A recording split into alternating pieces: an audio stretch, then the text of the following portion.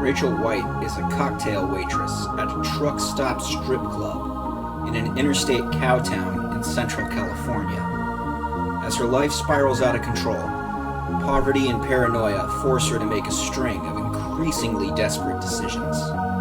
Decisions that will lead her to the Hell Patrol, a paramilitary organization of hot rod driving mercenaries that hunt demons for fame and fortune.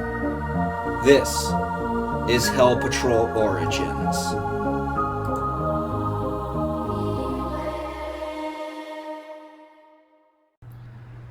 Go, go, go, go, go, Rachel. It's your birthday. We're gonna party like it's your birthday and sip Bacardi like it's your birthday. And you know we don't give a fuck, it's not your birthday. Find me in the club, bottle full of bub. oh, fuck me. Chapter 15, Hell Patrol Origin. Let's go party. 15. Rachel was about half drunk on cheap Japanese beer when she decided to stop drinking for the night, after she realized she had been staring, mesmerized, at the smoke rings that Henry was puffing from his fat cigar. She knew it was time to quit if she had any hope of driving home, wherever that was. She had a deposit down on a new place that wasn't a shithole, but it didn't have any of her furniture in it yet. Not that she had a lot of furniture to move. Jenny was rubbing his shoulders, close, very familiar.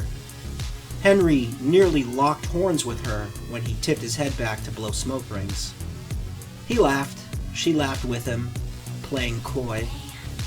Rachel wondered if he ever felt the massage through the leather of his Hell Patrol jacket. Rachel wanted to tell Jenny to slow down and work other customers. Jenny wasn't a good pole dancer, and she wasn't as hot as some of the other girls, but she made up for it with her devotion to the cosmic titty. None of the other girls were as good as she was at coddling the customers and making them feel appreciated, which was a slower way to make money than fancy pole dancing or vigorous crotch grinding. But it did pay dividends in consistency. Jenny's regulars always took care of her. Unfortunately, she was digging for gold and Rachel knew it.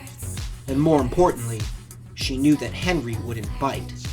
She was, after all, a tiefling girl, and that wasn't Henry's type. But Jenny didn't know that. Rachel didn't want her to waste her time on a man that wasn't going to tip her well. When she looked over to the chair next to her, Valerie was in Lipstick's lap. Lipstick was making her pull rolled up $5 bills out of her own cleavage, using only her mouth. That at least was going about as well as Rachel could have hoped. She would have felt bad if Tin Man was here, but he wasn't, so at least Valerie wasn't neglecting her most faithful regular. Tiffany had just picked up a handful of singles off the stage, shoved them into her tiny stripper purse, and strutted over to see what the other girls were getting up to. Rachel locked eyes with her, beckoned her over, and gestured for her to lean in for a whisper. Knowing that Rachel, in her role as the cocktail waitress pimp, was about to give her a tip, Tiffany leaned in. "When you get a chance, tell Jenny to ease up on him. He's into human bimbos. She won't catch him. It's a waste of time," Rachel said. Tiffany leaned back, pushed a strand of hair out of her face, and nodded. She relayed the message. Is that what you like, Ray? Henry teased her. "Just talking business. The girls take care of each other," Rachel said, admitting something, but not everything. Jenny didn't like that Henry was paying attention to someone other than her, so she asked him something to get her claws back into him. "Henry, are you going to take me for a ride in your badass car?" she crooned. Not likely, babe. Once you get that glitter on the seats, it sticks there forever, Henry said. Then he blew a mighty smoke ring. Jenny chuckled, politely ignoring that she had just been shut down. She assumed she was still in the game and was confident in her power. She had cracked tougher nuts than Henry, but those nuts were all into her. Henry, you better take care of my girl. I don't want her rubbing your shoulders for a half hour with nothing to show for it, Rachel scowled. Relax, Ray. I wouldn't shine your old stomping ground like that. What did I tell you? I'm nice to girls that are nice to me, Henry said. How nice? Jenny asked. Nice enough for you to have a good night, Henry teased. Jenny looked up. Tiffany caught her eyes, made a wordless signal. She went back to work on Henry's shoulders, but nobody but Rachel caught it. Of course Rachel caught it. After all, as a cocktail waitress, she was fluent in silent stripper signals. Ray, you didn't tell me your new friends were so hot, Valerie said, a rolled-up bill in the corner of her mouth. Is there anyone else we both know personally? Hey, who's paying you right now? Lipstick teased, cupped Valerie's chin, and made her look at her. She was asking me if I fucked you, Rachel said. Oh? Lipstick asked in a teasing voice. I like a bad girl. Most strippers I've met are good girls that just put on thongs and play bad on stage. Then they go home and feed their cats and watch Star Trek reruns. Are you bad, Raven? Worse than her, at least. Ray never wanted to get bad with me, Raven pouted, playing along. Maybe you can show me what she missed out on, Lipstick said. Rachel was about to interject when Johnny appeared behind her and put a hand upon her shoulder. She looked back over her shoulder at him and nodded for her to follow him. Hey Toots, security isn't on the menu, Valerie said, teasing. Not now, Raven. Johnny scowled back at her, emphasizing her stripper name. Johnny led her behind the bar to the manager's back room.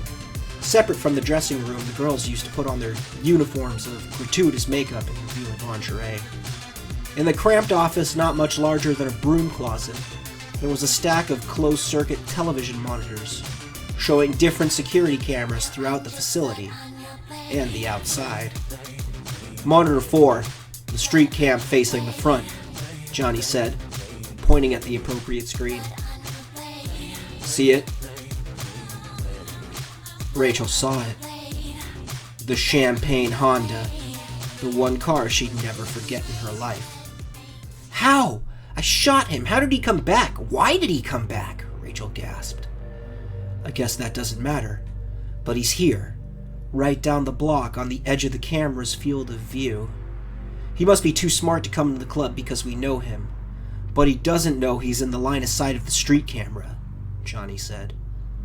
Just letting you know. There was a twitch in Rachel's back, the squirming sensation of her vestigial wings curling against her shoulder blades. Murderous thoughts of premeditated violence were percolating in her mind, dripping on her brain. She knew now that her demon father's legacy responded to emotions of wrath. Nothing made the evil parts of her happier than violent and furtive sin. They were twitching before she knew she was thinking about it. She was thinking about it before she knew she was thinking about it. She could erase him. Henry had told her how they did it, how they made people that fucked with Hell Patrollers disappear. They had cars, they had guns, they had ammo and ropes and chains and murder weapons for days. It was a dark night and a bad neighborhood. A neighborhood where people minded their own business and knew better than to call the cops. Bundling someone into the trunk of a car and speeding away was business as usual. Rachel knew that. After all, it would have happened to her if she didn't have that gun on her when she did. What do you want to do about it? You can come home with me again, Johnny said. Rachel wanted to do that. She shivered from her neck to the base of her spine, and deep inside of herself, the memory of his hands on her, his mouth on her, his fingers inside of her, She'd take any excuse to have him again and again. I can't keep doing that. I have to move on with my life, Rachel said. What am I going to do every time some creep comes looking for me? Run into the arms of the nearest shaved gorilla and fuck him until my problems go away? It hasn't exactly worked. What else can you do? I don't want you to get in trouble, and if you run it back on the cops, they're gonna dig up the whole story, dig up the hot gun you shot him with, Johnny said. That gun is gone. It was thrown into a meltdown pile in the Hell Patrol garage. The mechanics run a foundry to melt down scrap metal for armor plates. There's no evidence, Rachel said. That's good, but how much immunity do you really get from wearing that jacket, Ray? You want to try it? You want to risk it? I heard all the bullshit they talk about in Hell Patrol taking care of its own. But how much of that is real, and how much is a sales pitch to get you in the door? Johnny asked. I believe it, Rachel said. She knew what Johnny didn't, but she didn't begrudge him his skepticism. With the information he had, it was rational. Without saying anything, she got up and left. She went back to the strip club floor and sat back down in her chair and tapped Henry on the arm, sitting next to him.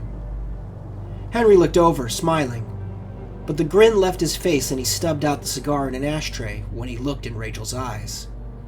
I've got a problem. One Hell Patrol needs to disappear, she said. Solve or disappear? Henry asked. Solve by disappearing, Rachel said. That's what I like to hear, Henry smiled. Lipstick, you good to drive? I'm a little busy at the moment, Lipstick said, detaching her lips from Valerie's neck, where she was hard at work trying to determine how hard she'd have to bite her to make a bruise appear on her demonic black flesh. It's the weirdo in the champagne beater, isn't it? Henry asked. What are you talking about, Henry? Jenny asked, trying to refocus his attention. Not now, honey. Henry, tip her out, Rachel said. Henry brushed Jenny's hands off his shoulders, tossed back the flask of his whiskey he was nursing, and flipped a $100 bill off of his billfold and rolled it up and slipped it into Jenny's bra strap. Sorry, babe, something came up, Henry said. Lipstick pushed Valerie off her lap and slipped a 50 into her panty line. This isn't over, she said. They left the club through the front door and stood outside. Rachel had her back to the champagne Honda, with Lipstick and Henry looking over her shoulder, wearing dark sunglasses at night to hide their stares. Lipstick and I will tail him once he starts tailing you. Pull into that narrow alley 3 blocks up the street and we'll box him in. Rachel went and got into her car. She felt the cold metal of the gun rubbing against her in the pocket of her Hell Patrol jacket, felt the twitching anticipation of her stumpy, subcutaneous wings quivering on her back. There was a feeling like a caffeine rush behind her eyes, blood flowing like hammer strikes. She realized it was a sensation in her horns. She pulled out onto the street in her Polaris slowly and saw the champagne Honda pull out of its parking space on the curb and pull up behind her in traffic. She drove slow, 5 miles under the speed limit, allowed him to get right up on her ass, practically tailgating. There wasn't anyone else on the street. 3 lights and 3 blocks came and went. Rachel clicked on her turn signal, pulled into the alley.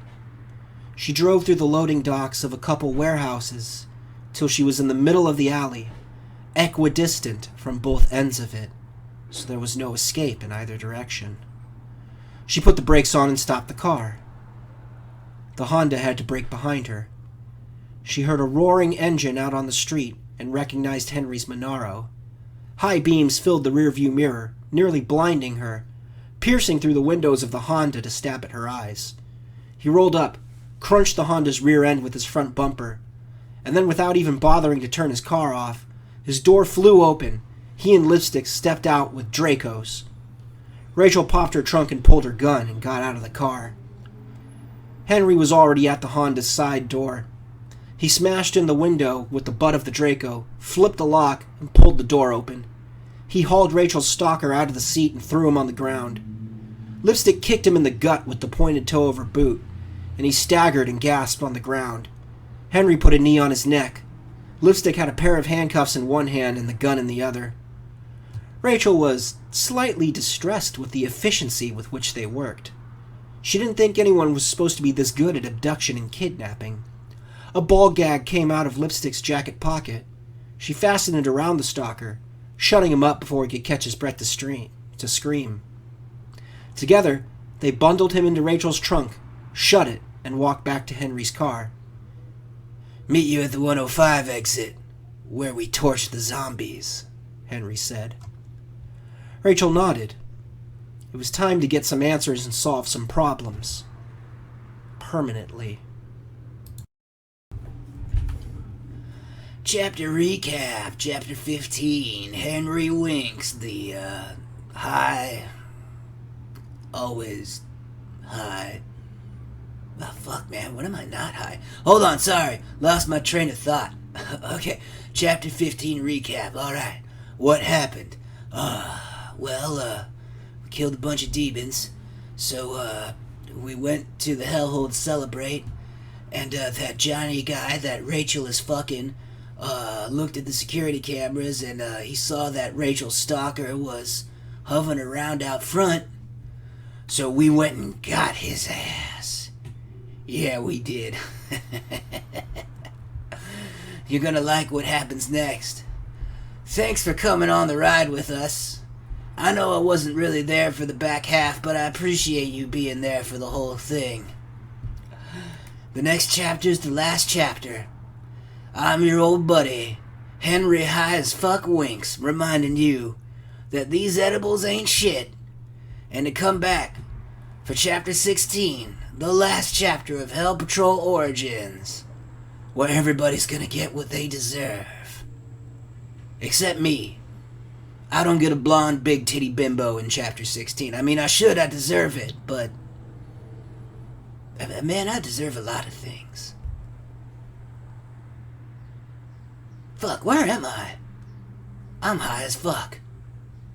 Thanks for listening. Chapter 16, next time, the end of Hell Patrol Origins.